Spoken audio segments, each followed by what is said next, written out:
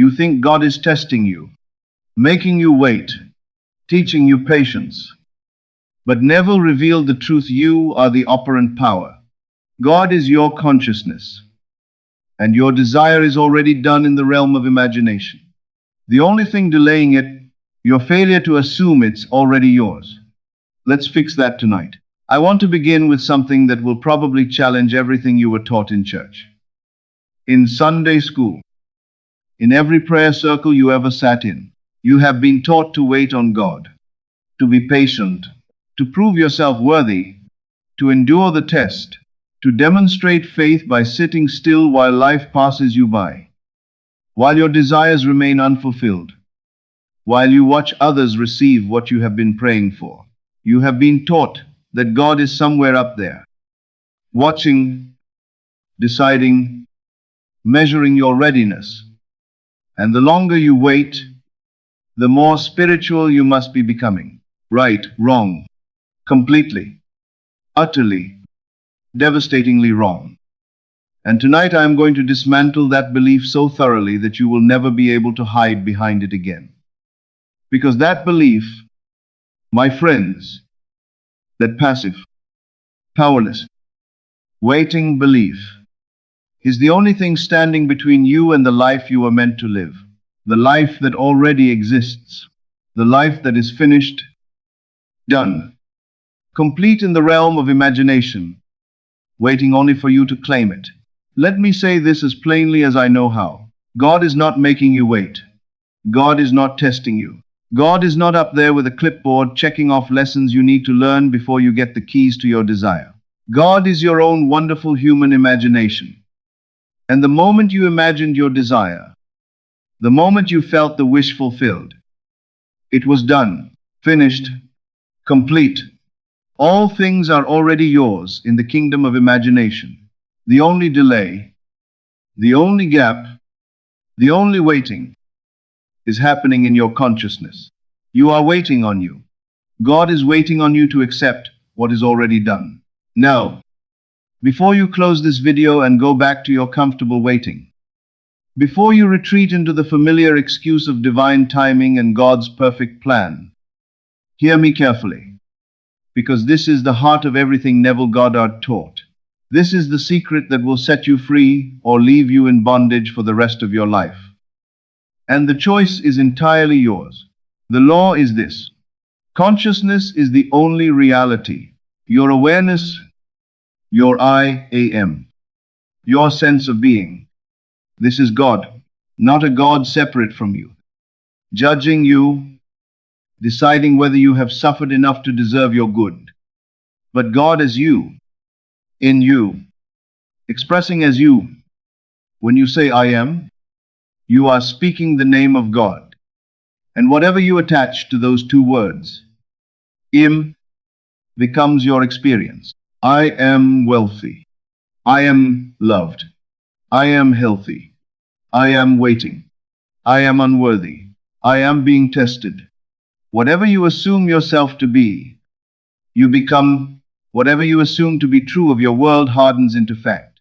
This is not philosophy. This is not motivational theory.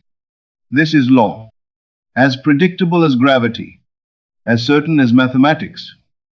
And it operates whether you believe it or not, whether you understand it or not, whether you like it or not. What you are assuming right now, in this very moment, about yourself, about your life, about your desire, is creating your future, not your wishes, not your hopes, not your prayers said on your knees with tears running down your face. Your assumptions, the things you take to be true without proof, the things you accept as fact before you have evidence. These silent, invisible, powerful assumptions are the seeds that grow into the circumstances of your life. And here is where most people, good people, sincere people, spiritual people, here is where they fall. They pray for the thing. They visualize the thing. They affirm the thing. And then they go right back to assuming they do not have it. They return to the state of waiting, hoping, trying, needing, They live from the lack of the thing, not from the reality of the thing. And then they wonder why their prayers are not answered. They blame God. They blame timing. They blame their karma, their worthiness, their past. They blame everything except the one thing that is actually creating their experience. Their assumption. Let me tell you about a man I knew. A good man, a devout man. He had been praying for financial freedom for 7 years. 7 years. He went to church every Sunday. He tithed faithfully. He read his Bible. He fasted. He did everything he was told to do to prove his faith, to show God he was ready, to demonstrate his patience. And every month, the bills came. Every month, he struggled. Every month, he told himself that God was teaching him something, that his breakthrough was coming, that he just needed to wait a little longer. One day he came to me, exhausted, defeated, and he said, "I do not understand. I have done everything right. Why is God making me wait?" And I said to him, "God is not making you wait. You are making you wait." He looked at me like I had blasphemed. So I asked him a simple question. When you pray for financial freedom, what do you feel immediately after you say amen? He thought for a moment. Then he said, "I feel hopeful. I feel like maybe this time God will answer." Hopeful? I said, "Maybe this time." Do you hear what you are assuming? You are assuming you do not have it. You are assuming God has not answered. You are assuming you are still waiting. And so you continue to wait. Not because God wants you to wait, but because you are assuming the state of waiting. You are living in the consciousness of lack. And consciousness is the only reality. So lack is what you get. Not sometimes, not when you are being punished. Always. The law is impersonal. It does not care about your goodness. It simply reflects your assumptions. He sat there in silence, and I could see something shifting behind his eyes. So I continued. "Tonight," I said, "before you go to sleep, I want you to do something different. Do not pray for financial freedom. Do not ask God to give you what you need. Instead, assume you already have it. Feel what it would be like if your prayer was already answered, not going to be answered someday. Already answered. Past tense. Done. What would that feel like in your body? How would you breathe? What would be the texture of your inner conversations? Would you be anxious about money? Would you be checking your bank account with fear, or would you feel calm, secure, free? Live there." I told him, in that feeling, in that state, not for 5 minutes while you visualize and then go back to worry, but as your dwelling place, as your home. Let that be where you live in consciousness. And watch what happens. He was skeptical, but he was also desperate. And desperate people are willing to try things that comfortable people will not. 3 weeks later, he called me. His voice was different, steadier. He said, "I got a call from a company I applied to 8 months ago. A job I had completely forgotten about. They said the person they hired did not work out and they wanted to offer me the position. Double my current salary. I start Monday." I said, "Tell me what happened inside you these 3 weeks. He said, "The first few nights were hard. I would imagine having the money, feeling free. And then my mind would immediately jump to all the bills, all the reasons it was not possible yet. But I kept returning to the feeling, over and over. And after about a week, something strange happened. I stopped worrying about money. Not because I had more money. My bank account had not changed. But I just felt like it was handled, like it was done. I stopped obsessing. I stopped checking my account 10 times a day. I just lived like someone who did not have a money problem." And then the call came. And here is what he said that I will never forget. He said, "It did not feel like a miracle. It felt inevitable. Like, of course, this happened, like it could not have been any other way. That, my friends, is the signature of true manifestation. Not fireworks, not shock, but inevitability. Because when you truly assume a state, when you live in the end, the arrival of the thing feels natural. It feels like it was always going to happen. Because in consciousness, it already did happen. Now let me explain why this works. Why assuming the thing before you see it is not just positive thinking or wishful fantasy, but the actual mechanism by which all things come into being. Imagine you are standing outside on a clear night, looking up at the stars. The light you are seeing from those stars is old light, light that left the star years ago, decades ago, some of it centuries ago. You are not seeing the star as it is now. You are seeing the star as it was. The light takes time to travel. And so there is always a gap between the present reality of the star and your perception of it. Your circumstances work the same way. What you are seeing in your life right now, the conditions, the relationships, the bank account, the job, the body, all of it is old light. It is the hardened reflection of your past assumptions, your old states of consciousness. What you were assuming weeks ago, months ago, years ago, that is what you are seeing now. And if you judge your present assumption by your present circumstances, if you say, I cannot assume I am wealthy because I see lack, I cannot assume I am loved because I am alone, I cannot assume I am healthy because I see sickness. You are looking at old light and calling it truth. You are letting the past dictate the future. And so the future simply repeats the past, forever.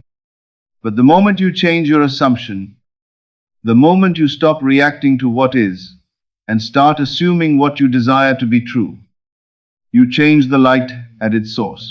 You change the star. And though you will not see the new light immediately, though there will be a gap, a bridge of incidents, a period where the old light is still reaching you, the new light is already traveling, already on its way, already inevitable. This is not poetry. This is the law. Think of it another way. A seed is planted in soil. You cannot see it.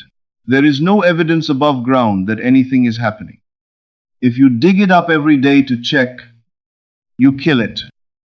But if you leave it alone, if you water it, if you trust the process, it grows silently, invisibly. And then one day, the shoot breaks through the soil, and the flower blooms.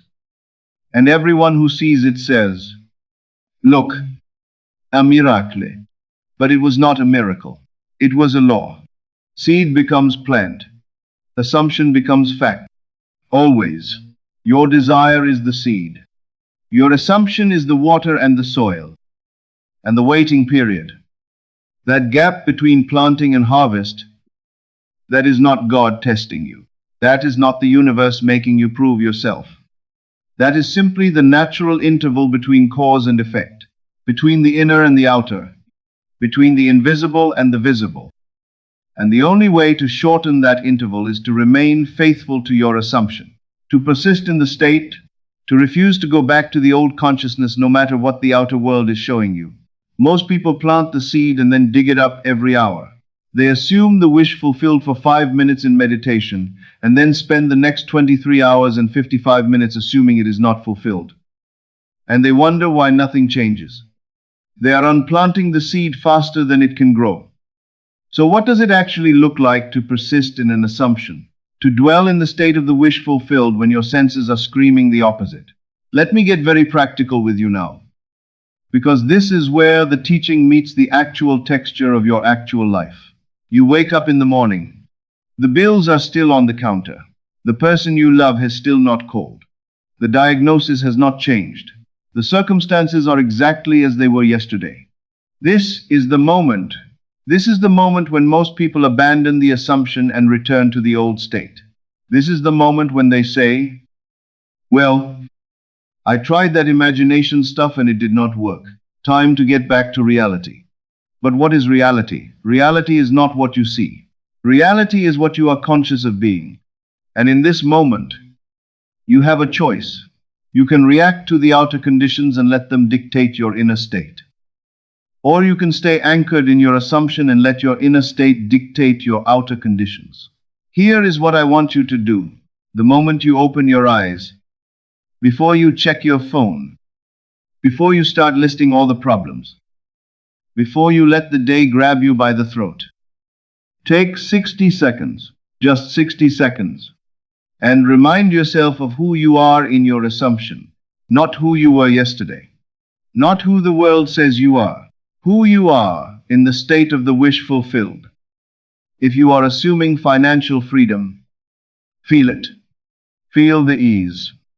Feel the security. Say to yourself, silently, I am free.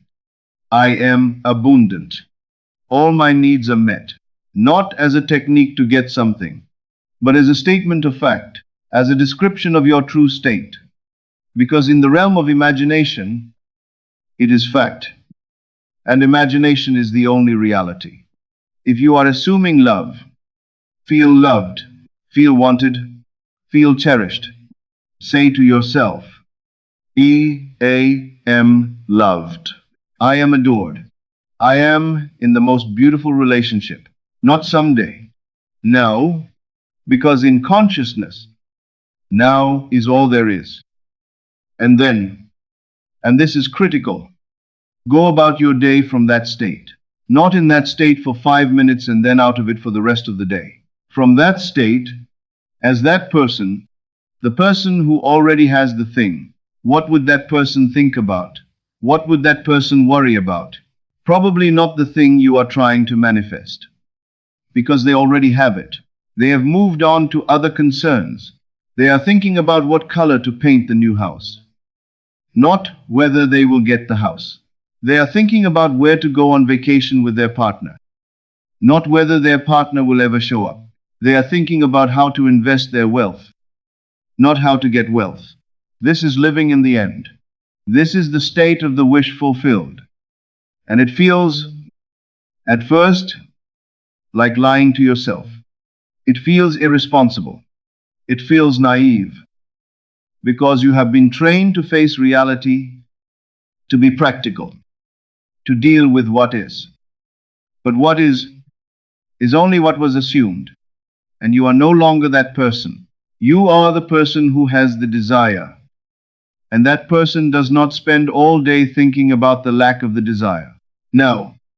I am not telling you to ignore your responsibilities. Pay your bills. Go to work. Take care of your body. Do what needs to be done in the outer world. But do it from the inner state of already having what you desire. Do it with the calm detachment of someone who knows the game is already won. Not someone fighting for survival. Someone managing abundance. Let me give you another very specific practice. Your inner conversations. The things you say to yourself all day long when no one is listening. These are creating your future more powerfully than any formal visualization or meditation. Because these are your actual assumptions in motion. These are the thoughts you think when you are not trying to manifest. And they are either supporting your desired state or undermining it. So listen to yourself today. Really listen. When something goes wrong, when you hit traffic, when your card gets declined, when someone is rude to you, what do you say to yourself? Do you say, of course this happened to me. Nothing ever works out for me. I am so unlucky. Because if you do, you are assuming a state of victimhood. And that state will continue to produce evidence of itself. Or do you catch yourself? Do you say, that is just old light. That is the old assumption still playing out. But I know who I am now. I am blessed. I am favored.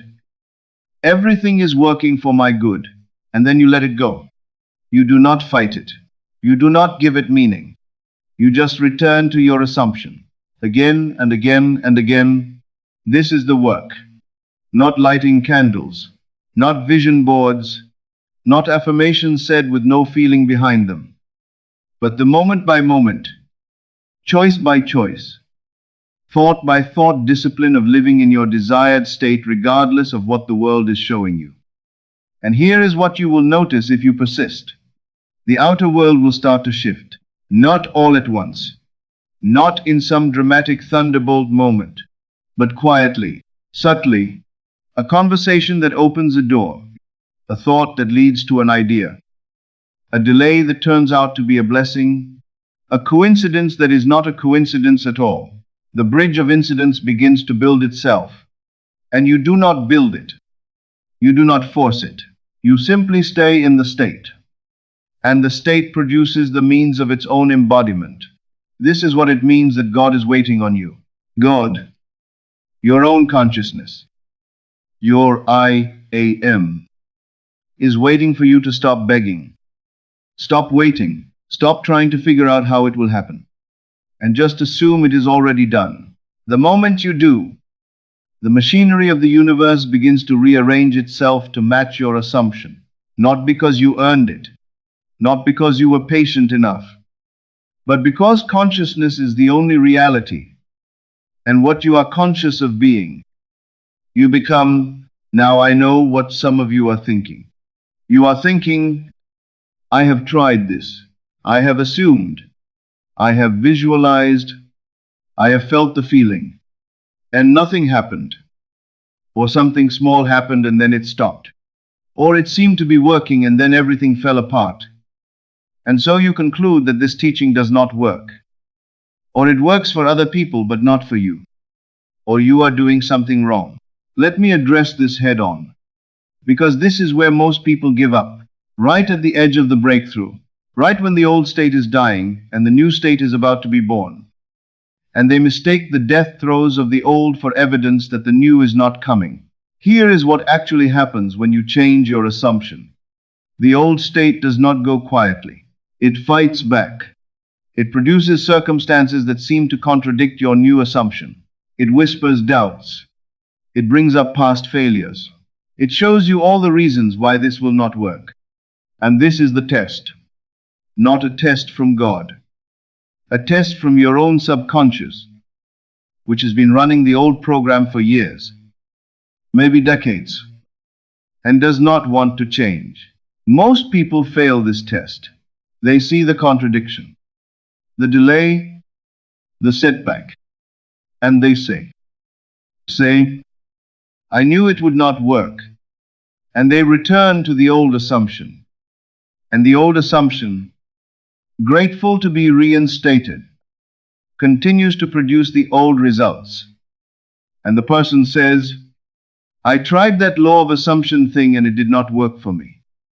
But the few who pass the test, the few who hold the assumption in the face of denial, in the face of delay, in the face of outer opposition, they are the ones who break through. They are the ones who discover that the law is absolutely reliable. That assumption always hardens into fact. That consciousness is always pushing out. That what you persist in believing, you must experience. There will be a moment, perhaps you are already in one, when everything in your outer world is telling you that your assumption is foolish, that you should be realistic, that you should accept your limitations, that you should stop dreaming and start coping. This moment is not your enemy. This moment is your initiation. This is the moment when you prove to yourself, not to God, not to the universe, but to your own subconscious mind, that you are serious, that you are not going back, that you are the operant power and you have chosen your state and nothing in the outer world has the authority to change it. And you do not need to fight. You do not need to force. You do not need to white-knuckle your way through. You simply return to the feeling, to the state, to the assumption. Gently, persistently, every time the doubt rises. And it will rise. You acknowledge it. You do not resist it. You just say, thank you for sharing. Old mind, I know you are trying to keep me safe. but I am choosing something different now. And you return to the wish fulfilled. 30 seconds or less. That is all it takes. The doubt can scream for 30 seconds and then it fades. But only if you do not engage with it. Only if you do not argue with it or try to prove it wrong. You just let it pass through and return home. Home is the state of the wish fulfilled. And every time you do this, every time you choose your assumption over the evidence, something deepens. The new state becomes more natural. The old state loses its grip. And one day, you will realize that you are no longer pretending. You are no longer acting as if you have become the person who has the thing. The inner and the outer have fused. And the outer world, which has no choice but to reflect consciousness, catches up. This is not willpower. This is not positive thinking. This is not fake it till you make it. This is the deliberate, conscious choice to live from the end, to live in the state of the wish fulfilled, to be now what you would be then, and to let the law do what the law does. Harden assumption into fact. Turn the invisible into the visible. Bring forth from within what appears without. So tonight, before you sleep, I want you to do something. Do not pray to God asking for your desire. Do not beg. Do not plead. Do not list all the reasons why you need it or why you think you deserve it. Instead, thank God for the desire already fulfilled. Feel the gratitude of having received it. See yourself as the person who already has it. And fall asleep in that state, in that feeling, in that assumption. And tomorrow, when you wake and the circumstances have not yet changed, do not panic. Do not go back to the old assumption. Remember, you are seeing old light. The new light is traveling. And your job is not to track it, not to obsess over when it will arrive, but simply to remain in the state that produces it, to persist in the assumption, to live from the end. God is not making you wait. You are making you wait. And the moment you stop waiting and start living as though it is already done, you will find that it is done. It was always done. You were just standing in the wrong state, looking at the wrong light, and calling it reality. You are the operant power. You always have been. You just forgot. You gave your power away to circumstances, to other people, to time, to God out there somewhere making decisions about your life. But God is not out there. God is in you, as you. And the moment you claim that, the moment you stop waiting on God and realize God is waiting on you, everything changes. Not because the world changes, because you change. And when you change, the world has no choice but to follow. Let me leave you with this. Every morning you wake, you are waking into the state you fell asleep in. Every night you sleep, you are planting the seeds for tomorrow's harvest. And every moment in between, you are either watering those seeds with your assumption or poisoning them with doubt. The choice is yours. It has always been yours. And now that you know this, you cannot unknow it. You cannot hide behind ignorance or the excuse of waiting on divine timing. You know the truth. And the truth is simple. You are not waiting on God. God is waiting on you to stop waiting and start being, to stop asking and start assuming, to stop hoping and start knowing, to take your seat as the operant power in your own life and live from that throne, not from the beggar's corner. And when you do, when you truly step into that state and refuse to leave it, you will see what Neville saw, what every mystic and master has seen, that the world you see is the world you are. And to change what you see, you need only change what you are.